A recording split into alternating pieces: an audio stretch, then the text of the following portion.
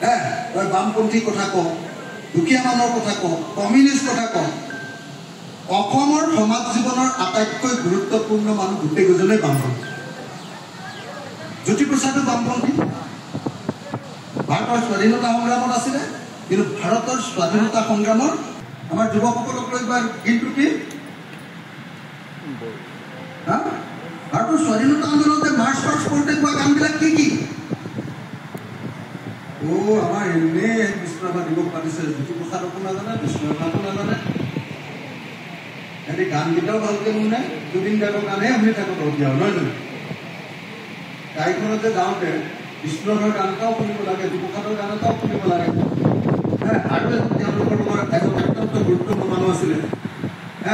তেওঁ কলকাতাৰ মানুহ আছিলে, কলিকতাৰ মানুহ আছিলে। কি নাম? এইটো নামেই নাজানো চাগে, যদি হেমন্ত বিশ্বাসৰ নামটোৱে নাজানো চাগে। অসমত যদি জ্যোতিপ্ৰসাদক একদম লাইনলৈ অনা মানুহজন আছিলে হেমন্ত বিশ্বাস। তেওঁ আছিলে IPTA, ভাৰতবৰ্ষৰ যিটো CPI নেতৃত্বত যিটো সাংস্কৃতিক বিপ্লৱ হৈছিলে, সেই বিপ্লৱটোৰ এজন প্ৰধান সেনানী। তেওঁ আহি জ্যোতিপ্ৰসাদক এইবিলাকত একদম পুৰা বনাই পেলাইছিলে। আকৌ জ্যোতিপ্ৰসাদ আৰু হেমন্ত বিশ্বাসে লগ লাগি বিষ্ণুৰাভাক বনাইছিলে, আৰু জ্যোতিপ্ৰসাদ আৰু বিষ্ণুৰাভাই লগ লাগি আকৌ ভূপেন হাজৰিকাক বনাইছিলে। এই তিনিওজন মানুহে, চাৰিওজন মানুহ একোজন বিপ্লৱী আছিলে। তহঁতৰ নিচিনাকে এনে অনাই বনাই ফুৰি ফুৰা অৰ্থহীন, লক্ষ্যবিহীন তহঁতৰ নিচিনা জাগাব নহয়।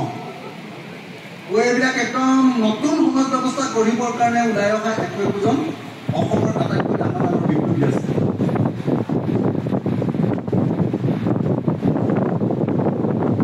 বুজা নাই?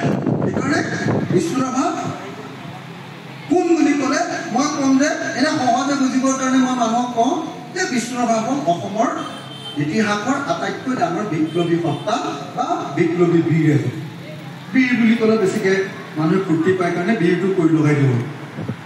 বিষ্ণুৰাভা আছিলে অসমৰ ইতিহাসৰ আটাইতকৈ ডাঙৰ বিপ্লৱী বীৰ। তেওঁৰ একদম ইণ্ডিভিজুৱেলি তোমাৰ পূজা আছিলে। তহঁতি যেনেকৈ ছাত্ৰ মুক্তি বনাই লৈছ, তহঁতি যেনেকৈ কৃষক মুক্তি বনাই লৈছ, ঠিক তেনেকে বিষ্ণুৰাভাহঁতে আকৌ জ্যোতিপ্ৰসাদে ভাৰতৰ স্বাধীনতা সংগ্ৰামত কি বনাই লৈছিলে? কংগ্ৰেছ দল। এতিয়া কংগ্ৰেছৰ গেলা কংগ্ৰেছকেইটা নহয় মানে, এই আচল কংগ্ৰেছ, যিটো ভাৰতৰ স্বাধীনতা সংগ্ৰামৰ কংগ্ৰেছ। কংগ্ৰেছ দল বনাই লৈছে। কংগ্ৰেছ দলৰ ভিতৰতো আকৌ মহাত্মা গান্ধীৰ লাইনটো তেওঁলোকে ফ'ল' কৰা নাছিলে। মহাত্মা গান্ধীক গুৰু মানিও তেওঁলোকে আকৌ লোহিয়া আৰু কোন ৰামমোহন লোহিয়া আৰু কোন ইজন জয়প্ৰকাশ নাৰায়ণ আৰু কৰুণা আশ্ৰপালে, তেওঁলোকৰ নেতৃত্বত আকৌ ভাৰতৰ স্বাধীনতা সংগ্ৰামত বিপ্লৱী যুগ এটা আৰম্ভ কৰিছিল। সশস্ত্ৰ সংগ্ৰাম। এই যে কুশল কোঁৱৰৰ কথা কৈ থাকো, কোননো কুশল কোঁৱৰ? কুশল কোঁৱৰক কেলে বাছি দিলে? ভাৰতৰ স্বাধীনতা সংগ্ৰামত য'ত মহাত্মা গান্ধীয়ে কয় এইফালে চৰকাৰ মাৰিছে, এইফালে কোনো পাতি দিবা, সেই স্বাধীনতা সংগ্ৰামত ৰেল গিৰোৱা মানুহ আছিলে, ক্লাব জ্বলোৱা মানুহ আছিলে, দলং ভঙা মানুহ আছিলে, ব্ৰিটিছক মাৰা মানুহ আছিলে, সেইটো মৃত্যু বাহিনী আছিলে।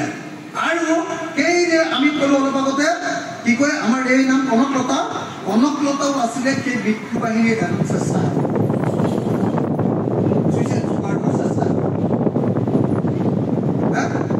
এতিয়া বহুতে কয়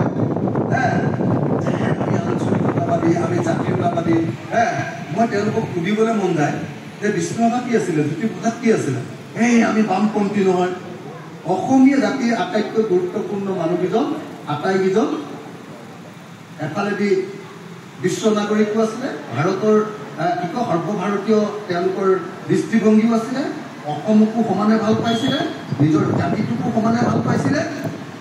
তেওঁলোকে কোনোদিন এনেকৈ কোৱা নাছিলে যে মই আহোমে গৈ থাকিম, মই অসমীয়া গৈ থাকিম, মই ভাৰতীয় অকল ভাৰতীয় কম, মই অসমীয়া নহয় দেই। তেওঁলোকৰ দৃষ্টিভংগীটো আছিলে যে মই একেটা সময়তে অসমীয়া, মই একেটা সময়তে ভাৰতীয়, মই একেটা সময়তে বিশ্ব কম বেছি।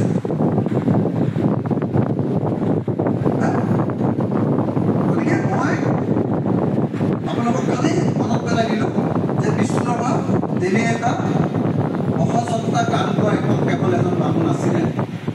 অকল গল্প লিখা মানুহ এজন নাছিলে, অকল ছবি অঁকা মানুহ এজন নাছিলে, অকল নচা মানুহ এজন নাছিলে, নাটক কৰা কেৱল মানুহ এজন নাছিলে।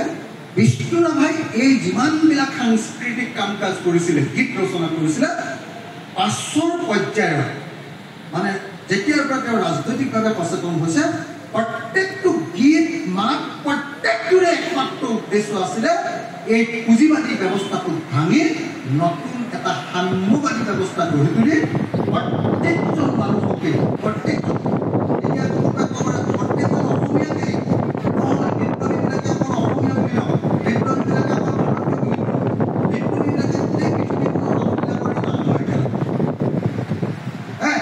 মানুহক এখন নতুন সমাজ ব্যৱস্থাটো লৈ যাবলৈ চেষ্টা কৰিছে। সেইজনে আছিলে বিপ্লৱী বীৰ বিষ্ণু।